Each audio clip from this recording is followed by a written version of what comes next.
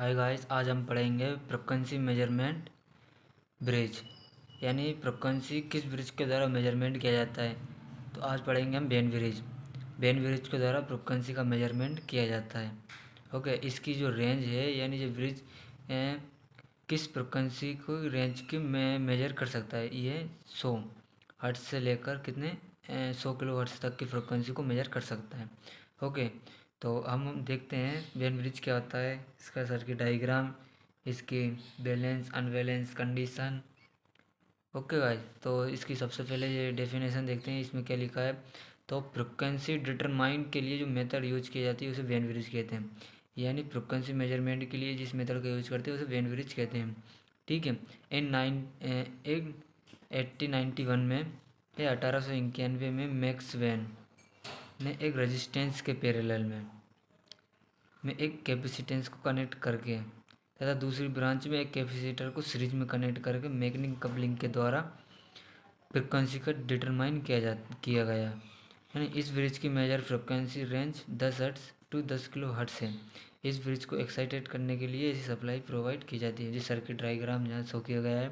अब इसके circuit diagram के चारों आर्म के बारे में हम देख लेते हैं, क्या क्या कनेक्ट है। ओके, तो फर्स्ट आर्म क्या है। फर्स्ट आर्म में R1 और पैरेलल में क्या है C1। ओके, R1 एक अननोन रेजिस्टेंस है, C1 एक अननोन कैपेसिटर। अननोन का मतलब ये होता है कि हमें इसकी वैल्यू पता नहीं है कि ये 1 किलो है, 1 किलो की जो रेजिस्टेंस है उसकी वैल्यू कितनी है, 1K है या कितने किलो ओम की जो रेजिस्टेंस है। ओके, और जो क्या है अननोन कैपेसिटर। अननोन कैपेसिटर बोले तो इसकी वैल्यू भी हमें पता नहीं है। ओके, R2 फिक्स रेजिस्टेंस है, R3 भी फिक्स रेजिस्टेंस है, R4 भी फिक्स रेजिस्टेंस है। ओके, C4 क्या है यहाँ, C2 क्या है स्टैंडर्ड कैपेसिटर है यहाँ पर। Okay, C2 standard capacitor. Okay, इसमें एक डिटेक्टर लगाया गया है जो क्या करता है, ब्रिज की बैलेंस एंड अनबैलेंस कंडीशन को डिटेक्ट करता है। इनमें R2 और R1 को क्या किया, मैग्नेटिकल कपलिंग के द्वारा कनेक्ट किया गया है। ओके, इसको ब्रिज को एक्साइटेड करने के लिए एक ऐसी सप्लाई प्रोवाइड की गई है, जैसा कि आप देख पा रहे हैं। ओके, अब इसकी हम बैलेंस एंड अनबैलेंस कंडीशन देखते हैं। ओके, जैसा कि ब्रिज में देखा था हमने, R1 एक अननोन रेजिस्टेंस है, C1 एक अननोन कैपेसिटर है, R2 R3 R4 fix register है, R2 R3 R4 fix resistance है या रजिस्टर है। C2 क्या है, स्टैंडर्ड कैपेसिटर है। स्टैंडर्ड मतलब होता है जिसकी वैल्यू हम अपने अकॉर्डिंग के चेंज कर सकते हैं, है ना। अब इसके क्या निकालते हैं अपन, बैलेंस अनबैलेंस कंडीशन कैसे निकालते हैं, इसका एक फॉर्मूला होता है। इसका क्या होता है, तो जो ब्रिज की बैलेंस एंड अनबैलेंस कंडीशन का एक फॉर्मूला होता है, उसके अकॉर्डिंग हम इसके unknown resistance and unknown capacitor का हम वैल्यू निकालते हैं। तो उसका फॉर्मूला को हम देखते हैं। तो इसका फॉर्मूला जो होता है Z1 इंटू Z4, ओके, बराबर Z2 इंटू Z3 जी। अब जेड को इम्पीडेंस जो है उस इम्पीडेंस को हम जेड से डिनोट करते हैं। इम्पीडेंस को किससे डिनोट करते हैं, जेड से। ओके, तो हमें क्या करना है, Z1 Z4 Z2 Z3 की वैल्यू फाइंड करना पड़ेगा पहले, जिसके बाद हम उसके ब्रिज की जो फॉर्मूला है उसको निकाल सकते हैं। तो सबसे पहले हम इसकी वैल्यू निकाल लेते हैं। ओके, तो Z1 बराबर क्या है, R1 पैरेलल में C1। ओके, R1 पैरेलल में C1, जैसे कि यहाँ दिख रहा है R1 पैरेलल में क्या है, C1 रेजिस्टेंस के पैरेलल में कैपेसिटर है, जो यहाँ डिनोट किया गया है, जो बता रहा है। ओके, Z1 बराबर R1 पैरेलल C1। अब तो C1 को कैसे लिखते हैं हम, C1 बराबर 1/j ओमेगा C1। जैसे कि मैं बता देता हूँ आपको, जैसे कि कोई मतलब कि या तो वो कैपेसिटर लगा हो, चाहे वो इंडक्टर लगा हो, इंडक्टेंस कछु भी, इंडक्टर बोले तो L1 L2 L3 कुछ भी लगा। अब हम इसको जब लिखते हैं तो दो कंडीशन, एक कंडीशन इसकी और एक कंडीशन इसकी होती है। जब हम एल को लिखते हैं तो इसमें J ओमेगा L1 लिखते हैं, यानी जे ओमेगा आगे लगाते हैं, और C1 को लिखते हैं जब इसको 1 जे ओमेगा C1 लिखते हैं। ये आपकी दो कंडीशन इस तरह है। ओके, तो क्या किया, R1 की ऐसे लिखा, पैरेलल में क्या है, C1 के स्थान पर क्या लिख दिया, 1 जे ओमेगा C1। ओके, अब इसका क्या करते हैं, एक बार इनटू में, जब पैरेलल में लिखते हैं तो एक बार इनटू में और एक बार प्लस में लिखते हैं। ओके, पैरेलल में हो, जब पैरेलल में तो एक बार इनटू और एक बार प्लस कर देते हैं। तो कि प्लस करने के बाद इसका हल कर लेते हैं। तो क्या करेंगे, R1 का इंटू 1 में हो जाएगा, तो ये हो जाएगा R1 जे ओमेगा C1, और जे ओमेगा C1 का R1 में इंटू करने के बाद +1 आ जाएगा। जैसे R1 जे ओमेगा C1, यानी जे ओमेगा C1 का इंटू क्या कर दिया R में +1, ऐसा कैसे हो जाएगा, जे ओमेगा C1 ऐसे कैसे लिख देंगे। अब इसमें जे ओमेगा C1 और जे ओमेगा C क्रॉस हो जाएगा, कट जाएगा, तो क्या बचेगा, R1/1 प्लस जे ओमेगा 1 + R1 जे ओमेगा C1। इसको क्रॉस कर दो, काट दो जी संख्या का। ओके, तो Z1 क्या क्या आया अपना, R1/1 + R1 जे ओमेगा C1। जे अपनी क्या है, J1 की वैल्यू निकाल ली। अब Z2 क्या है, Z2 बराबर R1 + 1 जे ओमेगा C2। ओके, तो और Z3 क्या है, Z3 बराबर R3, Z4 बराबर R4। जैसे कि Z2 की वैल्यू फाइंड क्या है, Z2 में जैसे कि हम Z2 की वैल्यू निकालते हैं, इसको हल कर लेते हैं। अब जे ओमेगा C2 इसका इंटू कहाँ हो जाएगा, R1 में, तो क्या हो जाएगा, R1 जे ओमेगा C2 + 1 और जे ओमेगा C2। जो क्या हो गई हमारे पास, जे Z2 की वैल्यू हो गई। ओके, Z3 Z4 की वैल्यू हमने निकाल ही ली। Z3 बराबर R3, Z4 बराबर R4। क्योंकि Z3 और Z4 कहाँ से आया, यानी Z3 में सिर्फ एक रेजिस्टेंस है, तो Z3 बराबर R3, इसमें कोई यानी कैपेसिटर या कुछ भी कनेक्ट नहीं है, सिर्फ ओनली। फिर अब एड बैलेंस कंडीशन ऑफ ब्रिज की बैलेंस कंडीशन हम देख लेते हैं। तो Z1 इंटू Z4 बराबर Z2 इंटू Z3। ओके, अब Z1 की वैल्यू क्या है हमारे पास, R1/1 + R1 जे ओमेगा C1 इंटू R4 बराबर Z2 की वैल्यू क्या थी, R2 + 1 जे ओमेगा C2 इंटू R3। जो हमने वैल्यू निकाली थी उसको वहाँ फिल कर दी। ओके, अब क्या किया हमने, R4 का जो इंटू है वो कहाँ कर दिया, R1 में कर दिया। R4 का इंटू कहाँ कर दिया, R1 में कर दिया। तो ये क्या हो जाएगा, R1 इंटू R4 1/R1 जे ओमेगा C1 बराबर।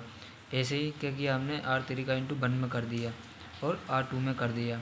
R3 तो ये क्या हो जाएगा, R3 + R3 J omega C2। Okay, अब क्या करेंगे, ये वाली संख्या है इसको कहाँ ले जाएंगे, बराबर के उधर ले जाएंगे। ओके, कहाँ ले जाएंगे, जहाँ बराबर के जहाँ ले जाएंगे।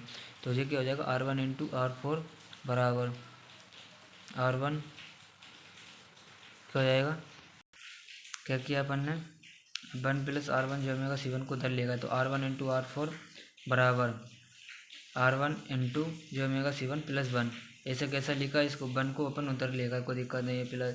ओके, अब इधर क्या था, R2 into R3 + R3 J omega C2। यहाँ तक कुछ नहीं किया, सिर्फ हल करते चलेगा। अब क्या करना है, R1 जो है और R4 है उसको ऐसे कैसे लिख लेंगे, बराबर।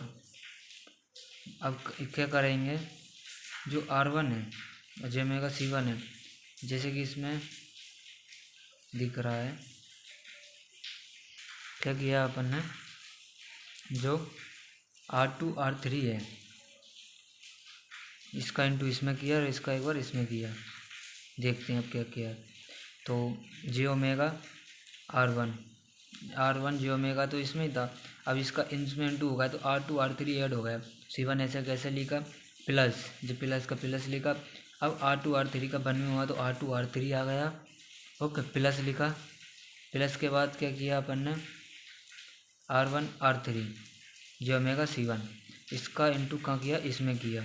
R1 R3 आ गया जे ओमेगा C1, ठीक है, आ गया। और ऐसे कैसे जिसको लिख दिया।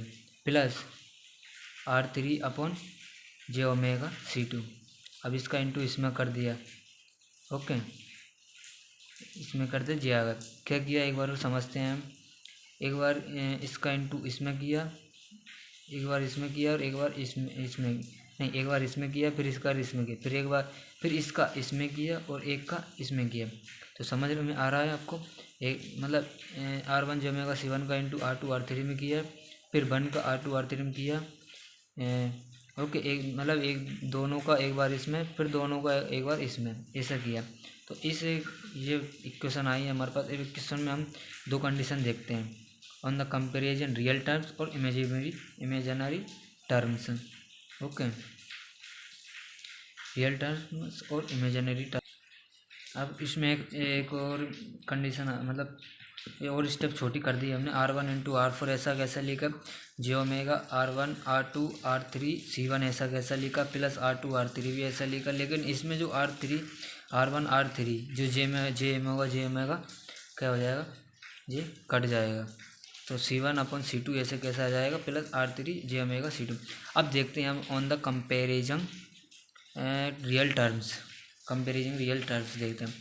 R1 R3 R4 जो रियल टर्म है, जिसमें जे ओमेगा नहीं दिया है, वो रियल टर्म से, ओके।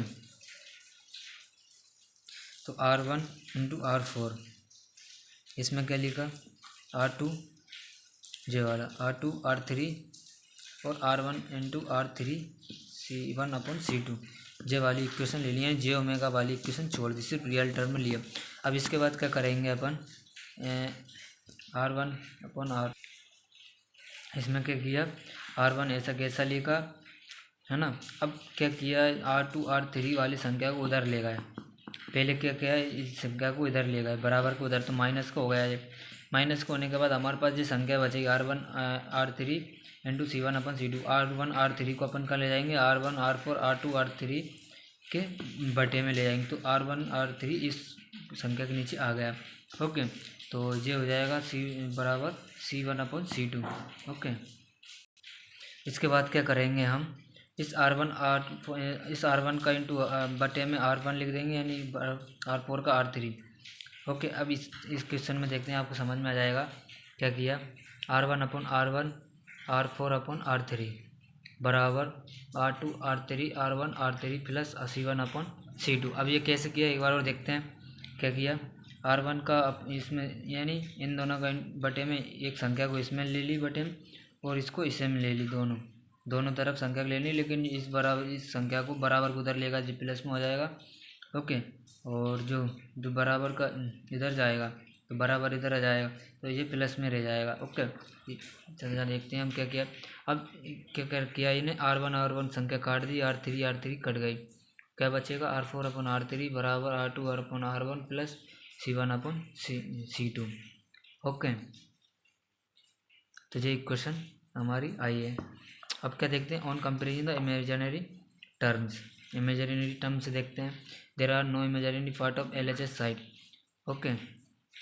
0 बराबर J omega R1 R2 R3 C1 plus R3 J omega C2। ये कहाँ से लिखा अपन ने, जहाँ से लिखा जे omega R1 R2 R3 C1, okay. और क्या लिखा प्लस में R3 अपन जे ओमेगा C2, इमेजिनरी टर्म्स है, ठीक है। तो जे omega R1 R2 R3 C1 plus R1 क्या लिखा, जे ओमेगा C2। अब इसमें 1 हम लगा लिया, क्या कर देंगे, कैसी गुणा कर देंगे, वो ले लेंगे लेसन, इनटू कर देंगे। कैसे क्या करेंगे, इसका इसमें हो जाएगा और इसका नहीं, इसका इसमें हो जाएगा, क्या करेंगे, इसका इसमें इंटू हो जाएगा और R3 का इसमें हो जाएगा, ओके। तो R3 जी जहाँ आ गया प्लस में, और ये प्लस तो है ही सही, ये इसका इसमें हो जाएगा, तो प्लस तो आ ही गया। अब इसमें जो होगा, जो जे में होगा स्कोर हो जाएगा R1 R2 और जो R3 जो है इसमें किया इंटू, ओके, वो आ जाएगा। जिसके बाद C1 और जो C2 ये वाला आ जाएगा, ओके। और जे ओमेगा जो नीचे की संख्या लेते जे ओमेगा C2 ऐसे जाए। तो जे स्क्वायर बराबर क्या होता है -1, तो -1 लिख देंगे हम। R3 बराबर R3 minus omega square, minus का एक चक्कर माइनस का गया ओमेगा स्क्वायर -1 ऐसे कैसे इक्वेशन लिख दी बराबर 0। R3 कट गया, यहाँ 1 बचा। Okay, omega square R1 R2 C1 C2 बचा। अब क्या करेंगे, इस जो इस संख्या को पूजे R1 R2 C1 C2 को कहाँ ले जाएंगे, 1 के नीचे ले जाएंगे। तो हमारा फॉर्मूला बन जाएगा ओमेगा स्क्वायर बराबर 1/R1 R2 C1 C2। क्या किया एक बार और देखिए, ओमेगा स्क्वायर 1 बराबर omega square R1 R2 C1 C2 था हमारे पास, लेकिन R1 R2 C1 C2 को कहाँ ले गए, 1 के नीचे ले गए।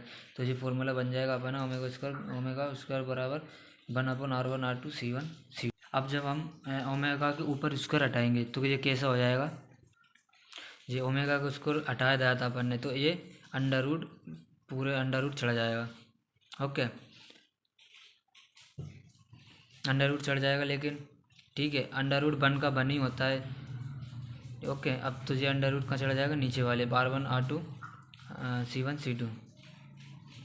ओके, तो अब इसमें एक और कंडीशन दी, चूँकि जो होता है ओमेगा बराबर 2πf और f बराबर होता है ओमेगा अपॉन 2π। ओके, सो तो फ्रीक्वेंसी का फॉर्मूला क्या बनेगा, f बराबर 1/2π under root 1 R1 R2 C1 C2। Okay, तो ये हमारा क्या बन गया।